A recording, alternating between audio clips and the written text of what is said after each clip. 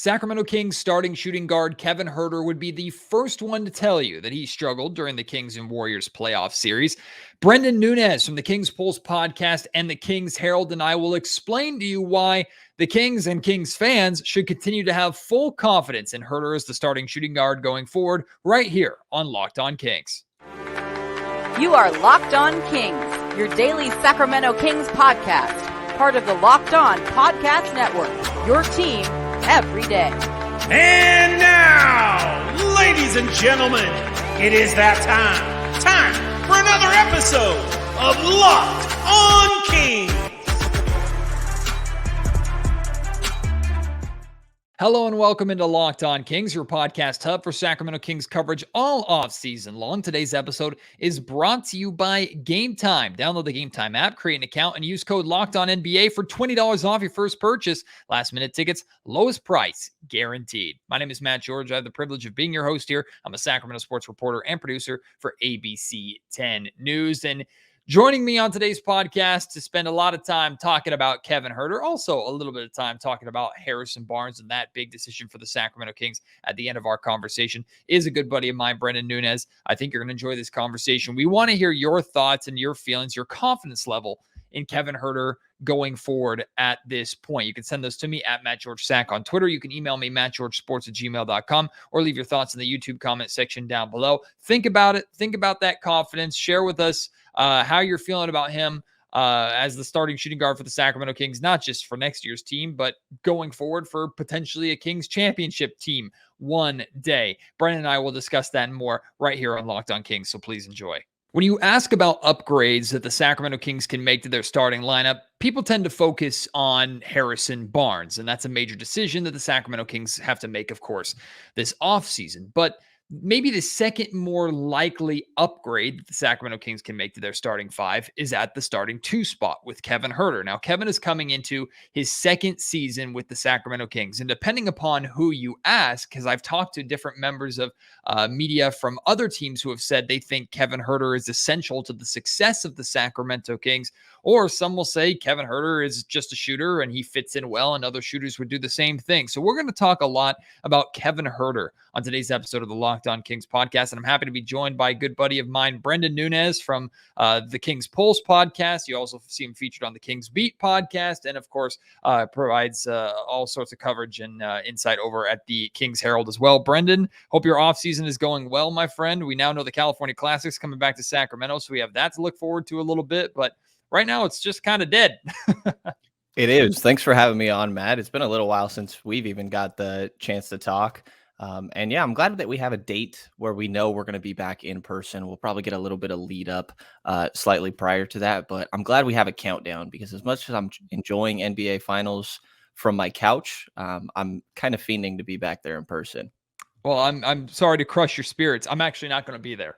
I'm going to be on vacation during the California Classic, which means Victor Wembanyama is guaranteed to make his Sacramento debut since I'm not going to be there. But unfortunately, I'll be missing the California Classic this year, but I know you guys will have fun. If those who have not experienced the Cali Classic before, it's just an absolute blast. Great way to spend a couple summer afternoons. They've expanded it to 6 teams this year, so it's only 2 days instead of 3, but there's still 6 games for you to enjoy. So it's going to be pretty cool to go and check out. But let's talk about Kevin Huerter, Brenden, because I think a lot of people went on a roller coaster of emotions with Kevin the same way that Kevin went on kind of a roller coaster of really hot, then really cold, then really hot, then really cold. Like the way he started the season shooting over 50% from three-point range basically for the first month was incredible. You could see the fit right away. You could see how great he spaces the floor, the confidence that he has shooting, how well he played with Domantas Sabonis.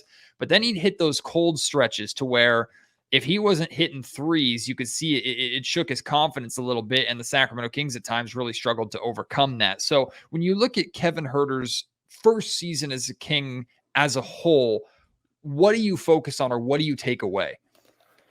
I mean, I think the biggest thing is just the spacing that he provided. That was something that was so essential to not only De'Aaron Fox's breakout, but just making the pairing of De'Aaron Fox and Domantas Sabonis working and becoming idealized. Both of those guys becoming all NBA players, making all-star teams. De'Aaron for the first time, Domas having been there before. The spacing was so important, and Kevin Huerter was an essential part of that. You know, you look at the their starting lineup that played a significant amount more minutes than any other team in the league, played 900 minutes with Fox, Kevin Huerter, Harrison Barnes, Keegan Murray, Domantas Sabonis. That lineup did extremely well, specifically on the offensive end. And I think that they got a rhythm. His two-man game with Domas was obvious from the jump. That seemed to click extremely fast. I know Kevin's talked about how he shares an agent with Doug McDermott, who's played with Domas before and was kind of able to pick his brain about how that was going to go. And that clicked right away. But I think the sort of inconsistency that you hinted at a bit there does stand out, specifically when you're coming off a playoff run where, he averaged 15 throughout the regular season, a little over, and he only hit 15 once in that postseason. He was, he struggled for sure in that Golden State series. And I don't exactly know what to make of it because in my mind, even the best shooters in the league are streaky. He ended the year 40% from three. But of course, you can look at, go from January 37% from three, February 29, March he jumps back up to 51. And obviously we saw what he did in the postseason. So I tend to think this is kind of just what what the experience of shooters is. Even the best in the league are going to be streaky. I don't know that maybe it bothered Kevin a bit at times, but he certainly was willing to keep shooting, which I think was important. If anything, for me, I think the thing that we heard hounded a bunch by the coaching staff is like, be a consistent rebounder. You have good size and just find other ways to be consistent and contribute even when your offensive game, specifically from beyond the arc, isn't going down. And I think that's where the up and down to me stands out more than shooting. One of the things I want to preface with Kevin is I'm a big fan of his. Like I'm in no ways ready to pull the plug on the Kevin Huerter era in Sacramento based off of one playoff series. So this conversation today is not about, the Kings need to replace Kevin Huerter and it's time to move on from that type thing. Some people might feel that way, but that's not what we're talking about here. However, one of the main questions that we're going to ask and get to in this conversation is like, how long do you give Kevin, or how reliable is Kevin for being a championship contender, not just a playoff team? And we'll get to that a little further in the conversation. Going back to the playoff series, where I am especially critical of Kevin is you compare his struggles to those of Keegan Murray, right? And both of them got off to just a horrific start shooting wise. And a lot of that we gave credit to the defense of the Golden State Warriors. They were clearly game planning to not let the Kings shooters get comfortable enough to get the looks that they're usually getting. I mean, the Warriors' game plan period was to make the Kings as uncomfortable as possible on offense where they thrive. But Keegan Murray was able to figure it out. A rookie in his first ever playoff series was able to figure it out. And Kevin, with the exception of maybe moments in games, was never really able to figure out how to score on the Warriors or how to be himself, how to be that guy. Whereas Keegan Murray was arguably the third best player on the Sacramento Kings, maybe the second best player through the final 4 games of that 7-game series. So if Keegan could figure it out, a rookie could figure it out, but you couldn't. Like that to me was a little concerning. I'm not ready to jump off the ship about it, but like I that stood out to me. And it's tough to just be rolling with these 7 games, right? I know it's like the last taste in our mouth, and obviously postseason is what's most important now moving forward. Now that should be an established playoff team, it's hard to just roll with like a small sample size of 7 games. But I agree with your point, and also like people will point back to his Philly series that he had with Atlanta, that he was great. He had a phenomenal game 7. But the series after that against Milwaukee, 26% from 3. Series after that, Eastern Conference Finals against Miami, 29% from 3. He kind of has had some playoff struggles, and then more so there are the outliers where he has successful games. And I tend to think it has something to do with like him being a fairly I was going to say one-dimensional player, but that almost feels unfair because he does have other things he does well. I think that he takes advantage of his shooting to back cut when he's getting overplayed and finishes well around the rim in a way that like Buddy Hield didn't, right? Mm-hmm. So I think that Kevin is an extremely smart offensive player, but when you have specifically one skill that you are mainly providing, and Kevin is an elite 3-point shooter, teams are going to really try to take that away. And I think the way he was defended in Golden State opened up opportunities for some of his other teammates. Like I think that Domas should have been able to take more advantage of that. And I think that if De'Aaron didn't deal with his hand injury, he would have been able to take more advantage of that.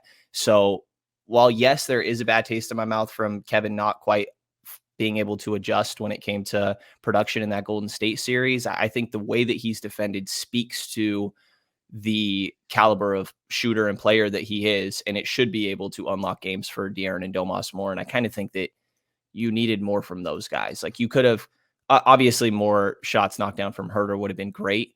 But I kind of think this is, Kevin Huerter's still young. He's 24, turns 25, end of August. So there's still room to go up for sure. But I think for what Kevin Huerter is as a role player, the way that he was defended should unlock the game a lot more for the Stars, even if Kevin's shots weren't falling. Like I said at the top of the show, today's episode of the Locked On Kings podcast is brought to you by Gametime. Buying tickets to your favorite events shouldn't be stressful, whether it's a sporting event, a concert, a theater show, whatever it may be. You should be able to know that you're going to get the tickets, and you should be able to know that it's not going to cost you an arm and a leg, or at the very least, you're getting the best price possible. What Gametime does is it assures you the best price, especially when it comes to last minute tickets. Look, sometimes we don't know if we're going to be able to go to the event or not until a day before the event, or maybe the day of the event. And a lot of times, if you wait that long to get your tickets, suddenly it's going to cost a premium for you to get there, and it's just ultimately not worth it. Well, at Gametime, they have flash deals on last minute tickets. You can get amazing tickets to games that are happening that day or that night, concerts, theatrical shows, whatever it may be. You can go and experience what you want to see the day of, or maybe the next day, without having to pay a premium. Instead of planning months in advance, Gametime will give you deals on tickets right up to the day of the event. They have a Gametime guarantee, which means you'll always get the best price. If you find tickets in the same section and row for less, Gametime will credit you 110% of the difference. You can also, if you're going to a sporting event like in a major stadium, you can get great high-resolution images to give you an idea of exactly what your view is going to be like. Download the Gametime app, create an account, and use code LOCKEDONNBA for $20 off your first purchase. Terms apply. Again, create an account and redeem code LOCKEDONNBA for $20 off. Download Gametime today. Last minute tickets, lowest price guaranteed. I'm glad you brought up Buddy Hield, and not to take shots at a former Sacramento King who we know had his issues while he was here, but you're 100% correct where if Buddy Hield's not hitting shots, he's useless. He's not doing anything for you. What I appreciate about Kevin Huerter over the course of these playoffs and over the course of the regular season when he was struggling shooting, he provided more for you. He, like the majority of the team, answered Mike Brown's challenge to be more than just shooters or be more than just scorers. And I didn't think, now I'm not going to ever label Kevin Huerter as a great defender or a lockdown defender, but I thought Kevin Huerter held his own defensively when he needed to. I think he's a good communicator. And I actually thought Kevin Huerter's playmaking and passing was a more underrated part of his game that a lot of people didn't talk about. Because if you look through his box scores over the course of the season, especially in games where the Kings were successful, he's 4 or 5, sometimes 6 assists. And he was doing that early in the season when he was hitting all of his shots. You could tell that he was using his shot making ability to have defenses kind of close out on him and take advantage of that and find the open man too. So what I appreciate about Kevin and why I think he's an important long-term piece for the Sacramento Kings, why I have confidence in him long-term on this team, is that he's more than just a one-dimensional player. He does more than just shoot. But we've also seen when Kevin Huerter gets hot, even though the the 3-point contest in Salt Lake City wasn't necessarily the best indicator of that, but when Kevin Huerter gets hot, he gets real hot, and he can get rolling really, really quickly. He hit a lot of big shots for the Kings over the course of the regular season. And in so many ways, despite his struggles in the playoffs, he is a perfect fit for what this team is trying to do. I think the high pace that he plays with, and he spoke to kind of needing to up his conditioning. And I think you saw that on 0-day rest games. His numbers weren't great there. But I absolutely agree. I think that he was so much of their just high IQ ball and player movement offense, playing off of both Fox and Domas, and the ball never really stuck with Kevin. I think this is something I've come to realize watching a lot of Sasha is how effective he is with his dribbles, just not taking many. Like Klay Thompson's probably the best example, right? I think Kevin Huerter falls into that. He's not over dribbling. He's not taking you out of the flow of the offense. Even if he doesn't have his look when it gets to him, he'll hit the next guy. So I think offensively, he really is a dream fit. And ideally, like if Kevin has an off night because you're not going to shoot the ball well every night, then Malik will have a good one, right? How often was it like, I feel like it was talked about a lot this year that like these guys can never both have a good game on the same night, but you almost always had at least one of them. And I feel like that's what you need there. And that was provided. And if not, maybe you get a key, some from Keegan or from Harrison. Like if two of those four show up was kind of how I viewed it throughout the course of this year, then you are going to be fine. Let's talk about the big question of this podcast then. And this is probably at a minimum a year too early to ask this question, but I think it's worth bringing up because some people were so frustrated with Kevin's output in the playoffs. And I know recency bias is a real thing that they're already asking questions.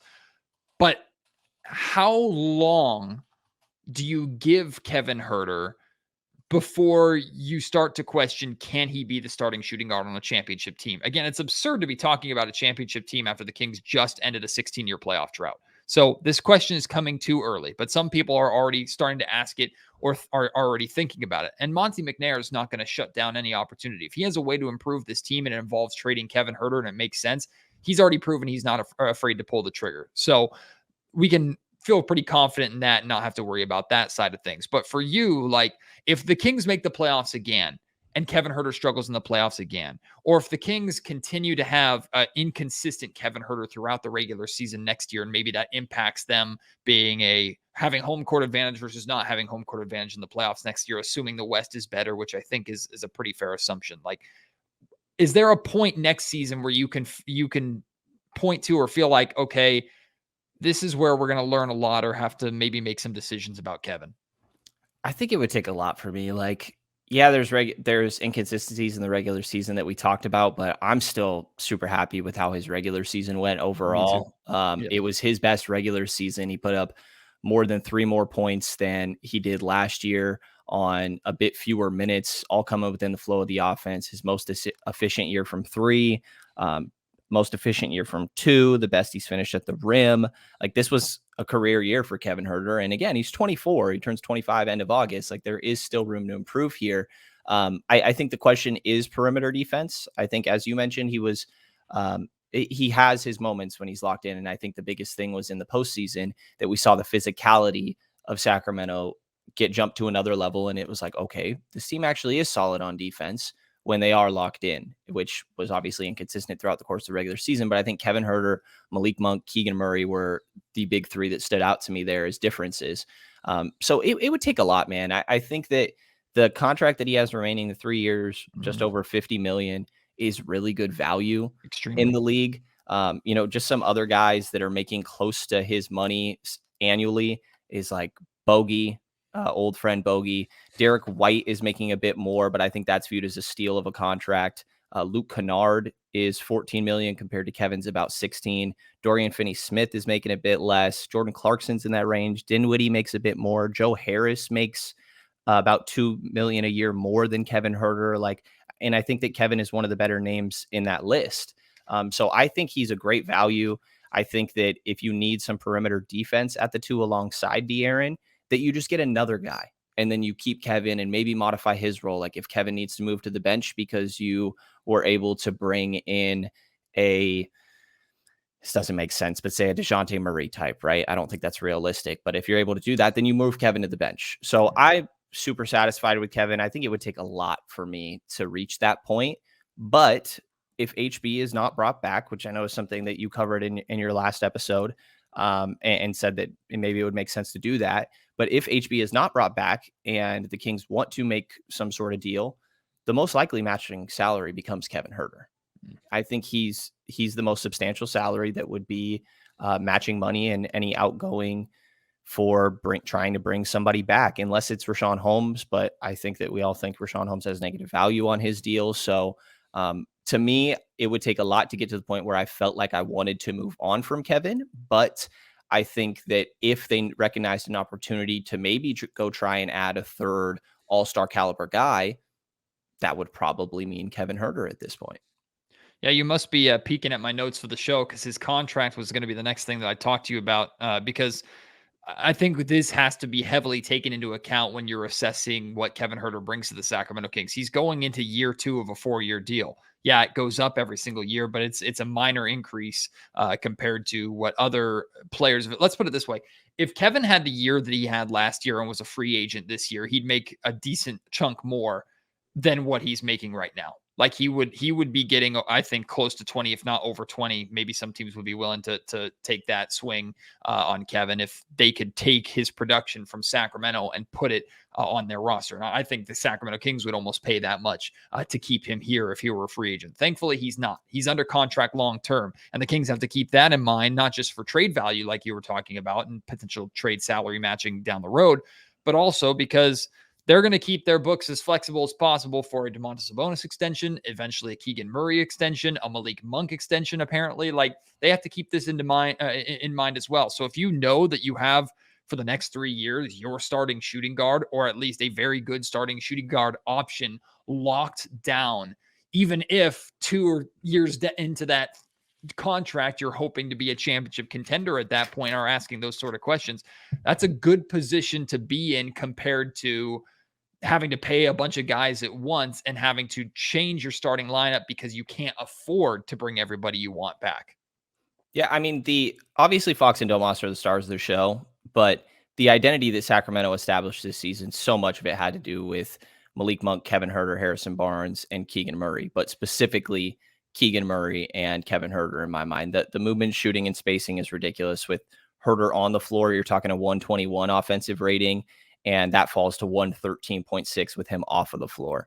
The net rating is plus 4.5 with him on and only plus 1.2 with him off. They do get better defensively with Huerter off the floor, but this is a team that made their living on the offensive end of the floor. And I'm a big believer in, like, don't try so hard to cover up your weaknesses that you lose your strengths in the process. Mm-hmm. And again, De'Aaron and Domas were the stars of the show, but I still think Kevin Huerter was extremely essential to this team on the offensive end. And the salary you're paying him is great. And I know I've said it a few times, but it's because I'm really hung up on it. He's about to turn 25. Like, there's still a lot of, I'm not betting on him getting better, but it's in the cards. Well, and I think he's proven that too. James Ham asked an excellent question about Kevin before the season started. And I think he did it both on D'Lo and KC on ESPN 1320, and then he did it on the Kings beat. He asked, like, can Kevin become or adjust to and embrace a bigger role in Sacramento? The Kings were asking him to be significantly more offensively than he was with the Atlanta Hawks. Not saying the Hawks were misusing him or he wasn't good with Atlanta, but in Sacramento, they needed him to shoot more. They needed him to be more of a volume shooter, a volume scorer, someone who had to be comfortable with the ball in his hands. They asked a lot of Kevin Huerter his first year in Sacramento, and for the most part, he delivered. So that speaks to your point too about his age and getting older. And it's not even his age thing. Like, when I've had debates and conversations about if the Kings were to re-sign Harrison Barnes and basically run this core back, oh, you can't get better with Harrison Barnes. Why not? This is the first full year, or this team now has a full year plus playoff experience under their belts together. Not to mention, guys are still young enough to where they're entering their prime. They can continue to get better. And Kevin Huerter is one of those guys. Absolutely agreed. I think that the defensive improvement we saw throughout the course of the postseason, just how much better they were, and knowing what to expect for a postseason. Like, you could have the exact same regular season record, but if you get further in the next round of the playoffs, that's a success. That's a step in the right direction. Mm-hmm. And everything that you do in the regular season now as a group should be at least slightly modified and altered based on what you learned throughout the course of the postseason, because the goal is, I mean, as it was last year, to not only make the playoffs, but get as far as you can. But that just becomes even more apparent and real this year, and I think can be a focal point. You have film to look back on. I think Kevin is extremely important. I get the frustrations around his postseason that he had, but I think he's important, man. And one of the biggest things was the chemistry of this team. And I don't know exactly to what extent, obviously, but Kevin played a part in that as well. I think everybody on the roster did, but I'm sure you experienced too. Like just times we get asked Kevin questions. I think he's funny as heck. I think He's great. he's a very funny guy. He seems enjoyable to be around. His teammates seem to enjoy him. And, that could sound like whatever, not enough to keep a guy around, but that on top of everything else, I think Kevin is a important part of this group and like borderline core. Today's episode of Locked On Kings is also brought to you by PrizePicks. They have a $1 million daily Superflex promotion going on now for the NBA Finals. Every day of the finals, one PrizePicks user will win a chance at becoming a millionaire. One entry will be placed after 8 a.m. Eastern Standard Time and randomly selected each day. Whoever gets that and makes 6 selections. If you get those 6 pick flex selections correct, you get $1 million. You get 5 correct picks, $80,000. 4 correct picks, $16,000. You can find more details now about the competition at prizepicks.com/million. But when I say picks, the way PrizePicks works, you pick 2 to 6 players, and if they will go and score more or less than their PrizePicks projection. So for example, let's say Jimmy Butler's projection in game 3 is 28.5 points. Gabe Vincent's is 18.5 points. And Nikola Jokic's is 32.5 points. Well, you take the over on all 3 of those, you get them right. You can win up to 25 times your money. No competing against other people. It's just you versus the projections available. Entries can be made in 60 seconds or less. It's that easy. And when you win, it offers you safe and fast withdrawals. Download the PrizePicks app or go to prizepicks.com to sign up and play daily fantasy sports. First-time users can receive 100% instant deposit match up to $100 with promo code Locked On. Don't forget to enter promo code Locked On at sign up for an instant deposit match up to $100. Any part of you take into consideration swapping the roles of Kevin Huerter and Malik Monk, making Malik the starter and bringing Kevin off the bench? Not really, only because they don't have other playmaking on the bench. I think like Malik Monk is that guy, and it's one of those sneaky things that as I've been thinking about this offseason that like, could you want another secondary playmaker? Maybe. And I think that Kevin is better in that starting group with De'Aaron because then you want Malik out there in the minutes that De'Aaron is not, in my mind. I'm completely in the same boat as you. I said it multiple times. I think Malik Monk's in the perfect role for this team. Not that he's not capable of being a starter. Clearly, he was the best shooting guard that the Sacramento Kings had and a top 3 player that the Kings had over the course of the series against the Golden State Warriors. Malik Monk in so many ways is at the foundation of the Sacramento Kings' success. But Malik is so essential to what the Sacramento Kings second unit did that I think taking him, even if he is capable of being a starter, no one's saying he's not capable of being a starter. The role that he has is not a role that I think Kevin Huerter can perform.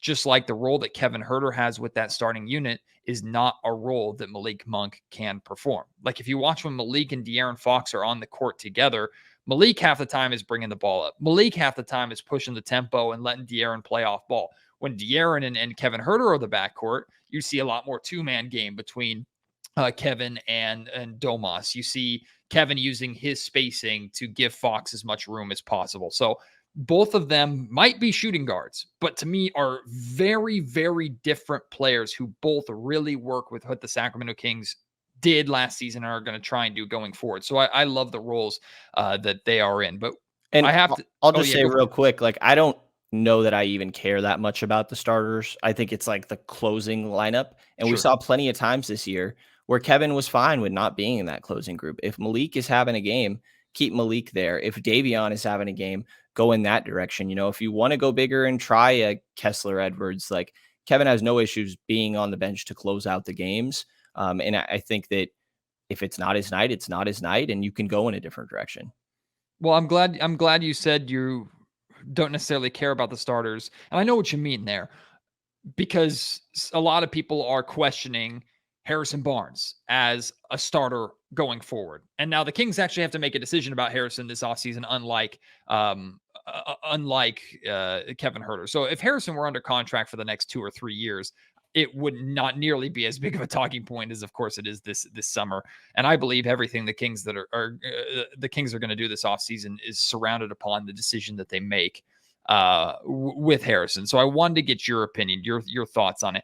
I did the exercise that I did yesterday, trying to put together 5 of somewhat realistic sign and trade deals that the Kings could make, moving Harrison Barnes and getting back talent in return that would help them accomplish their goals of taking the next step, going from good to great. It was extremely difficult. And the takeaway that I had from that was the best route is probably for the Kings just to re-sign Harrison Barnes, run it back, and see where you're at. Where are you at with the idea of bringing Harrison Barnes back and essentially running this core back? Maybe you add, I mean, they're going to have to add other pieces in the draft and in free agency to fill out their roster, but nothing of massive substance unless like they get Naz Reid or something like that, which would be incredible. But like, where are you at with the idea of bring Harrison back, pay him a decent contract, don't overpay for him or anything like that. Bring this core back and see where you are. Yeah, I didn't get fully through your pod yesterday, but got about halfway through. I will say I don't love your number. I don't love your 418. It's a little juicy for me. Now, if I can cut 1 year off that, maybe I feel a little better. But I'm more of like can we do 345? Can we do 15 a year? Which isn't super far off from your number, but I'm a little hesitant. Like if I can get 1 more year, I think or 1 less year, I feel a little bit better. But I'm with you. Like, I know I said I don't care about the starting lineup, but Harrison was part of that closing lineup, which was essential. You know, that lineup that played 900 minutes, substantial bit more than any other lineup in the entire NBA. Like Harrison was an extremely important member of this roster. Obviously, what happened in the postseason is very weird. Like it makes sense, but to see his minutes take such a drastic drop was something I never would have expected. And I think that changes a lot about it just adds a lot more questions going into this. So I think sign and trades are difficult. Maybe there's some you can finagle and try to figure out. HB also obviously has to agree to go to that team, which is an added complication. It puts you in a hard cap situation, which I don't think Sacramento is in a situation where they have to worry about that too much, but that is part of it. So there's a lot of complications that come with it, and you can't lose him for nothing. I think what stands out to me is if you renounce his rights and some of the other guys that you have questions on, I think you can get to, I might be a little off on this number, but somewhere like 25 million in cap space. And that's where it's kind of intriguing to me is like, okay, if you feel like you can go make your difference there, then that could be the potential way to get an HB replacement. But I'd be fine if HB was brought back. I think that the importance that he has to this team also off the court is extremely vital. I mean, being a mentor to Keegan, just the even-keeled nature. De'Aaron has talked about how much watching Harrison's process as a professional in there early, out late, has helped him grow as a pro. And I think you could say that for a lot of the other guys on this team as well. The coaching staff obviously loves him. So I think if it's a reasonable number, bringing HB back makes a lot of sense. He, similarly to Kevin, if you don't want to close with him, I don't think he'd have an issue with that. If you decide to go in a different direction for your closing lineup on certain nights, even if you wanted to move him to the bench for the starting lineup, I don't think Harrison would be one to feel a type of way about that. So it's really tricky. The biggest thing that stands out to me is, can you do something with that cap space if you let him go? If not, I mean, obviously signing trades like you explored, but they're just so difficult to figure out.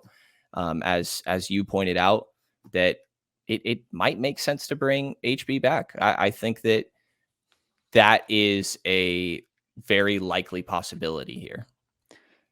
I get not wanting to commit 4 years to HB. You think 15 million is enough for Sacramento to bring back a starting 3? I think it might be. Like I've been really torn with HB's number.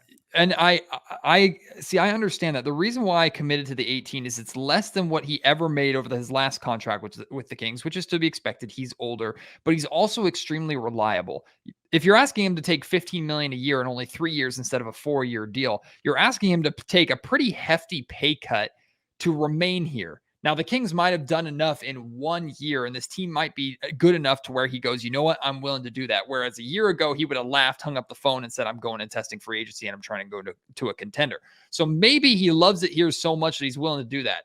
I don't think he's going to make the mistake that Trey Lyles did and confess his desire to stay in Sacramento so much that might hurt his value a little bit, although I don't think Trey Lyles cares too much about the money. I think he just wants to be here. But to me, like, I think we still have to be realistic about what other offers HB can get, especially from good teams who would love to have, if nothing else, the reliability of a starting three that can be inconsistent, but is for the most part going to be available for you and can hold that spot down. And remember, with the exception of HB, Rudy Gay, and Ron Artest, unless you're going all the way back to Peja, that is a position that has been horrendous for the Sacramento Kings to try and fill over the last 2 decades. Absolutely. It's been chaos at that position for sure. The Daquan Jeffries, back when I was convincing myself that Robert Woodard was the answer. So I Andreas absolutely, Nocioni. yes. So I John absolutely understand where you're Salmons. coming from. I just have, I'm more hung up on HB's postseason than Herter's, because I feel like the biggest tell for how you're performing specifically under Mike Brown is just minutes. And for it to get cut so drastically in those final games, I wonder if that hurts his value around the league, or maybe it's just viewed differently because, Cleveland, who has cap space that I think is an interesting fit for HB, they don't have the same roster construction around HB. So they don't have the same concerns, right? We have our defense covered from Cleveland's perspective, and we just need somebody who does a little bit of everything and shoots the ball. Are they willing to pay him $20 million to get their 5th starter, like a final piece sort of thing? Maybe. I just don't know. I think that I would still do I wouldn't walk at your 18. You know what I mean? It's always hard to figure out what is your number that you would, if that is what it takes. I'm just out of there. And it's so hard to find where that hard line is because you need somebody there. And if you can't get another answer, you lose HB for nothing. That is there's not a horrible doomsday scenario for this offseason with everybody they have locked up, but that is the worst case, is losing HB for nothing. So if it takes 18, I'm still doing it if you don't have a fallback. Brenden, we'll let the qualified financial people make that decision, and we'll just we'll dissect it in the way that we do and either be happy or sad about it. I think Harrison Barnes is coming back. I think it's the right move for the Sacramento Kings to make.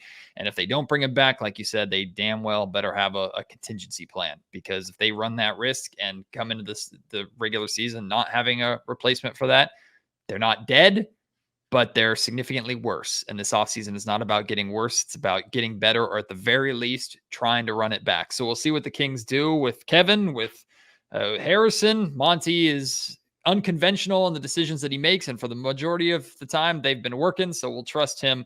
I appreciate you coming on here during the offseason, Brenden. It's good to talk to you. Good to see you. Keep up the great work that you're doing over at all your different platforms. And I won't see you at the California Classic, but we'll touch base around Summer League for sure.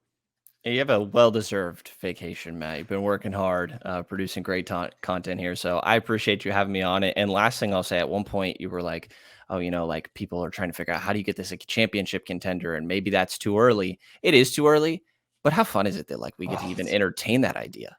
We'd be called insane if we ever said the word last year. It's just so I'm battling right now the reality of covering a bad basketball team is every summer you knew you had plenty of content, right? With the draft, a high draft pick, dreams of a massive free agency swing, big moves.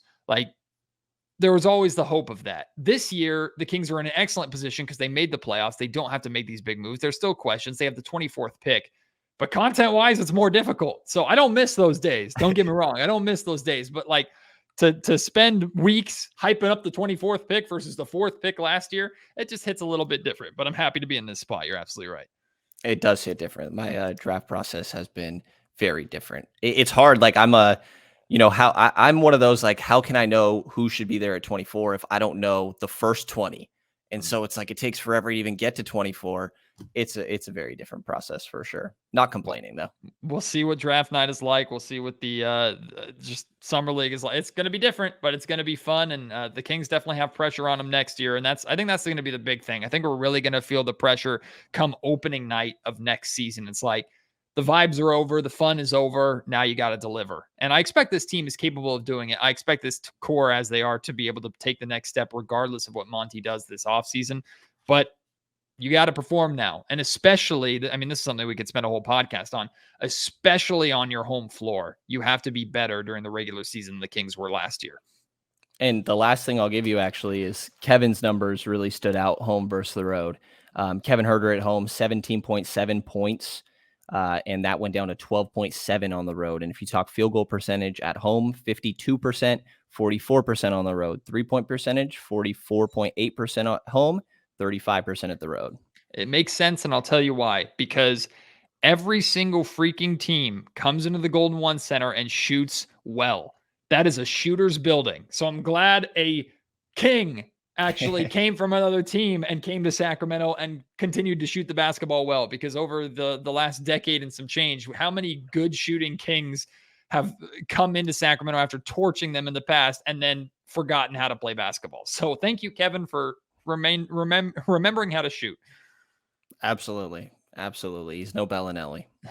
Yeah, I knew you'd pick up on the name. He might block you for that, though, so be careful. Fair enough. It was great to talk to Brenden. Appreciate him joining me here on today's episode of the Locked On Kings podcast. Again, share with us how you're feeling, what your confidence level is in Kevin Huerter going forward as the Kings starting shooting guard. And feel free to weigh in on what we were talking about there at the end, not just about bringing Harrison Barnes back, but how much you would be willing to pay him. You can send those to me at any time at MattGeorgeSack on Twitter. You can email me, mattgeorgesports@gmail.com. Or if you're watching on YouTube, leave your thoughts in the comment section down below. Appreciate your support as always. Can't wait to have you join me on the next episode of Locked On Kings. Until then, my name is Matt George. You have been listening to the Locked On Kings podcast, part of the Locked On Podcast Network.